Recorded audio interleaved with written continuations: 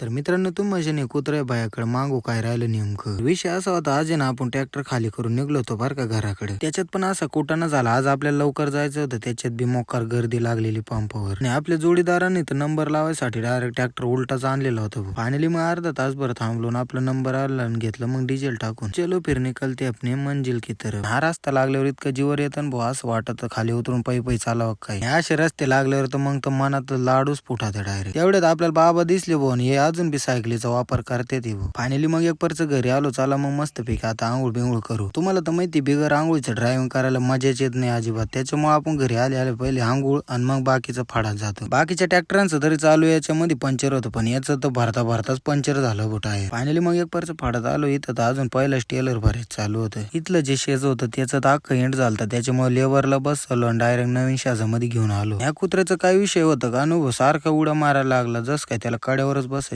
काय. त्याला कड्यावर तर काय बसवलं नाही, मग डायरेक्ट दिलं बोनटवरच बसून. तोपर्यंत मग आपलं सगळं लेबर बी उतरलं आणि शेजाला काम चालू केलं त्यांनी. मग आपण मोकळ्या टेलर इथंच सोडलं. चला आता चालू शेजाकडे जावं लागणार आपल्याला. नेक्स्ट आपल्याला त्या शेजामध्ये लवकर जायचं होतं, पण आपल्या ट्रॅक्टरला नेमकं पहिलेच 30 स्पीड आणि त्याच्यात रस्ता इतका खराब ना. इथं येऊन बघतो तर अजून तर तेच टेलर मध्ये टाकायचं चालू होतं. फायनली मग इथलं बी टेलर मस्तपैकी भरून ठेवलं. चला आता हे टेलर जोडून नेऊ आपण बाहेर. आपल्या जोडीदारानं काही बैलगाडी आणलेलीच नव्हती, त्याच्यामुळे मग त्याला बी घेतला आपण ट्रॅक्टर बसून निघलो बरं का लगेच. तर मित्रांनो, व्हिडिओ आवडला असेल तर नक्की लाईक करा. भेटूया नेक्स्ट व्हिडिओ मध्ये. Bye bye.